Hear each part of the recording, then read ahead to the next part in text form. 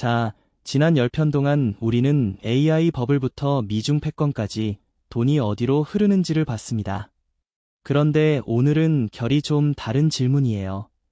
그 AI가 바로 여러분과 제 일자리를 빼앗고 있느냐는 겁니다. 이 얘기를 가장 세게 한 사람이 엔트로픽의 CEO 다리오 아모데이예요. 작년 2025년 5월, 그는 AI가 1년에서 5년 안에 신입 화이트 칼라 일자리의 절반을 없애고 실업률을 10에서 20%까지 끌어올릴 수 있다고 경고했습니다. 화이트 칼라 대학살이라는 표현까지 썼죠. 그런데 재밌는 일이 벌어집니다. 1년 뒤인 2026년 회사 상장을 앞둔 바로 그 아모데이가 슬그머니 말을 바꿔요. AI가 효율을 높이면 일자리가 오히려 늘 수 있다는 제번스 역설을 꺼내든 겁니다. 오펜AI의 샘 알트만도 내가 꽤 틀렸던 것 같다고 했고요. 공포를 팔던 사람들이 왜 말을 바꿨을까요? 진짜 일자리가 사라지고 있는 걸까요? 아니면 과장된 걸까요? 오늘은 이걸 양쪽 데이터로 최대한 냉정하게 따져보겠습니다. 먼저 가장 큰 그림, 거시 데이터부터 봅시다. 만약 AI가 정말 일자리를 학살하고 있다면 실업률에 그게 찍혀야겠죠. 그런데 안 찍혀 있어요. 방금 나온 2026년 5월 고용보고서를 봐도 실업률은 4.3%로 그대로고 신규 고용은 예상의 2배가 넘는 17만 2천 명이 나왔습니다. 게다가 지난 2달 수치도 9만 개 넘게 위로 수정됐어요. 역사적으로 보면 여전히 낮고 견조한 수준이에요. 2023년에 3.4% 바닥에서 조금 올라오긴 했지만 대량 실업의 그림자는 어디에도 없습니다. 예일대 예산연구소가 아주 중요한 분석을 내놨어요. 챗GPT가 나온 뒤 33개월 동안 미국의 직업 구성이 바뀌는 속도가 빨라진 흔적이 전혀 없다는 겁니다. 연구진은 이건 교란이 아니라 안정이라고 못 박았어요. 오히려 기업들이 다른 이유로 사람을 자르면서 AI 때문이라고 갖다 붙이는 이른바 AI 워싱을 경계해야 한다고 지적했죠. 그러니까 첫 번째 결론. 적어도 지금까지 경제 전체에는 AI발 실업 쓰나미가 보이지 않습니다. 이게 회의론의 가장 강력한 근거예요. 그런데 말이죠. 전체 바다는 잔잔한데 딱 한 곳에서 균열이 보입니다. 바로 사회초년생, 신입입니다. 스탠퍼드 대학이 미국 최대 급여 데이터를 분석한 탄광속 카나리아라는 연구가 화제가 됐어요. 22살에서 25살, 그러니까 갓 졸업한 청년들 중에서 AI에 가장 많이 노출된 직군, 예를 들어 소프트웨어 개발이나 고객 서비스에서 일하는 사람들의 고용이 2022년 말 이후 13에서 16%나 상대적으로 줄었다는 겁니다. 놀라운 건 같은 직군의 경력자들은 멀쩡했다는 거예요. 오직 신입만 타격을 받았습니다. 임금이 깎인 게 아니라 아예 채용문이 닫힌 거죠. 실제로 미국 대졸자 실업률은 5.7%로 전체 평균보다 높고 빅테크들의 신입 채용은 2019년의 절반 수준으로 쪼그라들었습니다. 탄광속 카나리아라는 제목 그대로예요. 광부들이 위험을 미리 감지하려고 카나리아를 데리고 들어갔듯 신입시장이 먼저 신호를 보내고 있는 건지도 모릅니다.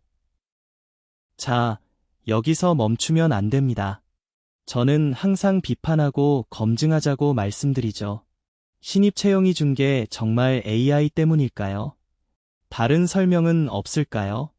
경제학자들은 오히려 회의적입니다. 첫째, 타이밍이 안 맞아요. 신입 고용이 꺾이기 시작한 변곡점이 챗GPT가 나오기 몇 달 전이었습니다. 둘째, 더 그럴듯한 범인이 있어요. 바로 40년 만에 가장 강했던 금리 인상입니다. 돈줄이 마르자 기업들이 가장 먼저 줄인 게 신입 채용이었죠. 셋째, 코로나 때 너무 많이 뽑았던 걸 되돌리는 과정이기도 합니다. 메타는 3년 만에 직원을 4만 5천 명에서 8만 6천 명으로 늘렸다가 다시 줄였으니까요. 실제로 2만 5천 명을 분석한 한 연구는 AI 도입이 소득이나 노동시간에 미친 효과가 사실상 제로였다고 결론 내렸어요. 감원을 추적하는 챌린저의 집계로도 2025년 AI 때문이라고 명시된 감원은 전체의 5%에 불과했습니다. 다만 한 가지, 골드만삭스는 AI가 지난 1년간 매달 약 1만 6천 개씩 신규 고용을 갉아먹어 실업률을 0.1%포인트 올렸다고 추산했어요. 작지만 AI의 흔적 이것이 데이터에 이제야 희미하게 잡히기 시작한 셈입니다. 그러니 정직하게 말해야 합니다. 신입시장의 균열은 진짜지만 그게 순전히 AI 탓인지 금리 탓인지는 아직 아무도 확실히 모릅니다. 그럼 기업 현장으로 가봅시다. 진짜로 AI 때문에 사람을 자르고 있을까요? 사례마다 다릅니다. 자르는 쪽, 세일즈포스는 AI 상담보 시 고객 문의의 절반을 처리하게 되자 고객 지원 인력 약 4,000명을 줄였습니다. 아마존의 CEO 제시는 작년 6월 AI로 앞으로 회사 인력이 줄어들 것이라고 직원들에게 공개적으로 말했고요. 그런데 반대쪽 이야기가 더 흥미롭습니다. IBM은 인사 업무를 AI로 자동화해서 수백 명을 대체했어요. 그런데 그렇게 아낀 돈으로 엔지니어와 영업을 더 뽑아서 회사 전체 직원 수는 오히려 늘었습니다. 2026년엔 신입 채용을 3배로 늘리기까지 했죠. 그리고 결정적 사례, 클라르나. 이 핀테크 회사는 2022년 AI로 사람을 대체했다고 자랑했어요. 그런데 2025년 서비스 품질이 떨어졌다며 다시 사람을 채용하기 시작했습니다. AI를 과신했다가 되돌린 거죠. 교훈은 이겁니다. AI가 일부 일자리를 없애는 건 사실이지만 동시에 다른 일자리를 만들고 때론 사람으로 되돌아오기도 한다. 현실은 대학살보다 훨씬 복잡합니다. 이쯤에서 역사에 물어봅시다. 기술이 일자리를 없앤다는 공포, 사실 처음이 아니거든요. 200년 전 영국, 러다이트라 불린 직물 노동자들이 기계를 부쉈습니다. 그런데 결과는요? 직물 산업의 고용은 19세기 내내 오히려 크게 늘었어요. 더 극적인 건 농업입니다. 1900년 미국인의 약 40%가 농사를 지었는데 지금은 1.5%뿐이에요. 그 많던 농업 일자리가 사라졌는데 영구적 대량 실업은 오지 않았습니다. 사람들은 공장으로, 사무실로 옮겨갔죠. 가장 유명한 사례는 현금 인출기, ATM입니다. ATM이 나오면 은행 창구 직원이 사라질 거라 했죠. 그런데 거꾸로 늘었어요. 지점 운영비가 싸지니 은행이 지점을 더 많이 열었고 창구 직원 총수는 오히려 증가했습니다. 다만 여기엔 솔직한 반전이 있어요. ATM이 못 죽인 창구 직원을 결국 스마트폰 뱅킹이 줄였습니다. 그러니까 기술이 일자리를 바로 없애진 않아도 긴 시간에 걸쳐 바꾸긴 한다는 거죠. 1987년 경제학자 솔로우의 명언처럼요. 컴퓨터 시대는 어디서나 보이는데 생산성 통계에서만 안 보인다. 그런데 여기서 가장 중요한 질문. 이번엔 진짜 다를까요? 역사가 항상 옳았으니 안심하라고요. 진지한 경제학자들은 그렇게 단순하게 보지 않습니다. 왜냐면 과거의 자동화는 공장이나 농장의 육체 노동을 대체했어요. 그런데 AI는 정반대입니다. 변호사, 회계사, 프로그래머, 작가 같은 머리 쓰는 화이트 칼라, 그것도 고학력 고소득 직군을 노립니다. 역사상 처음으로 교육을 많이 받을수록 더 위험한 상황이 된 거예요. 구체적으로 보면 AI 노출도가 가장 높은 직업은 컴퓨터 프로그래머가 74%, 고객 서비스 70%, 데이터 입력이 67%입니다. 통번역가, 작가, 분석가도 상위권이고요. 반대로 가장 안전한 직업은 배관공, 전기공, 간호사처럼 몸을 쓰고 사람을 직접 대하는 일입니다. 엔비디아의 젠슨 황은 올해 한 졸업식에서 이렇게 말했어요. 전기공, 배관공, 기술자 여러분, 지금이 바로 여러분의 시대다. 15년 동안 모두가 외치던 코딩을 배워라가 이제 기술을 배워라로 뒤집힌 겁니다.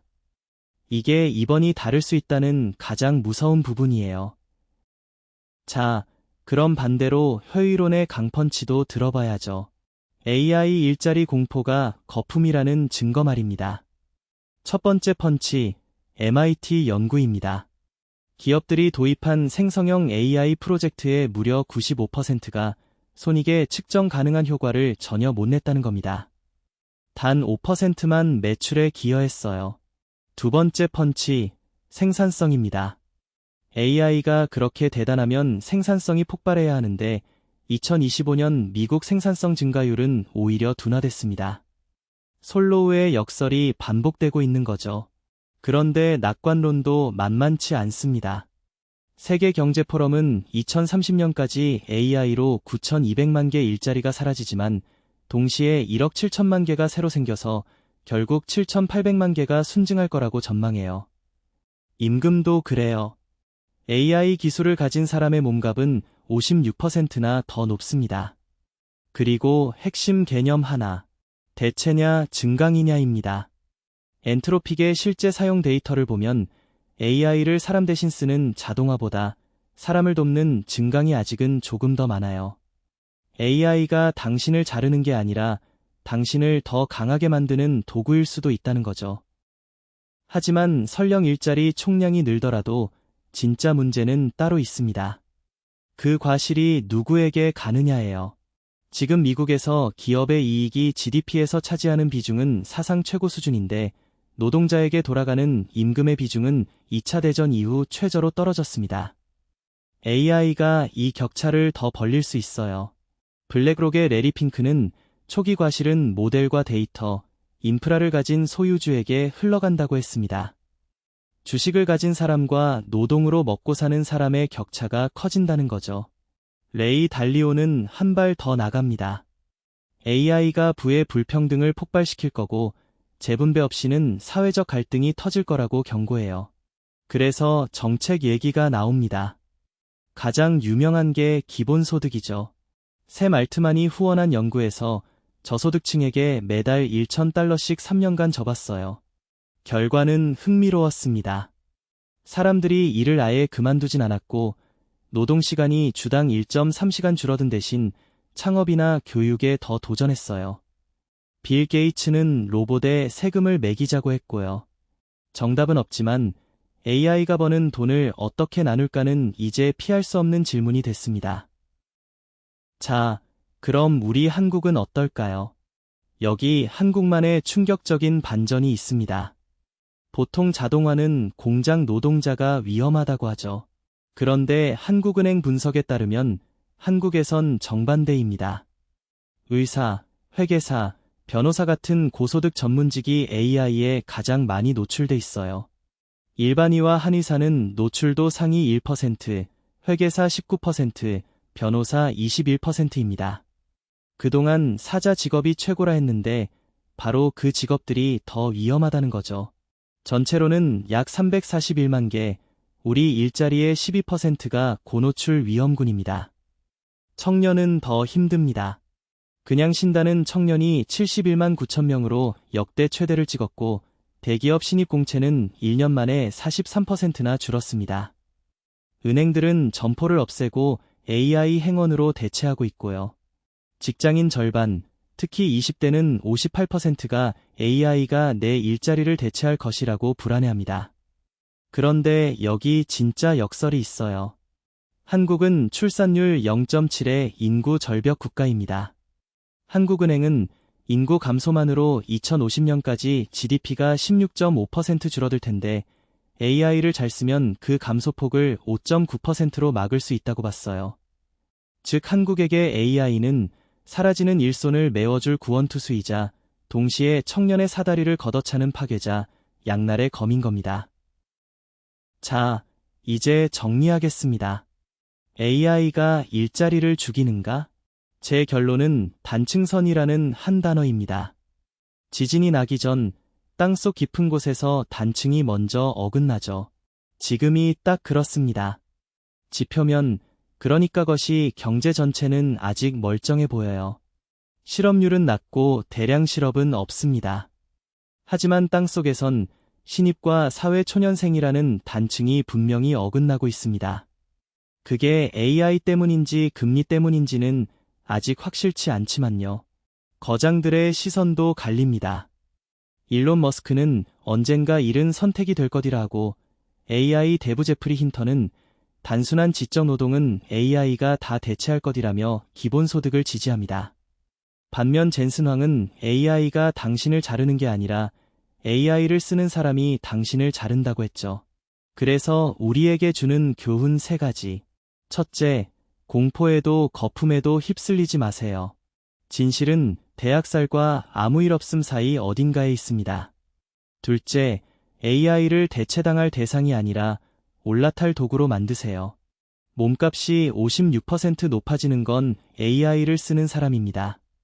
셋째, 변하지 않는 가치, 사람을 직접 대하고 몸으로 하고 판단하는 일의 힘을 기억하세요. 이렇게 해서 오늘은 AI와 일자리를 데이터로 따져봤습니다. 공포와 과장을 모두 걷어내고 보면 답은 그 사이 어딘가에 있습니다. 끝까지 함께 해주셔서 감사하고요. 다음에 또 새로운 이슈로 찾아오겠습니다.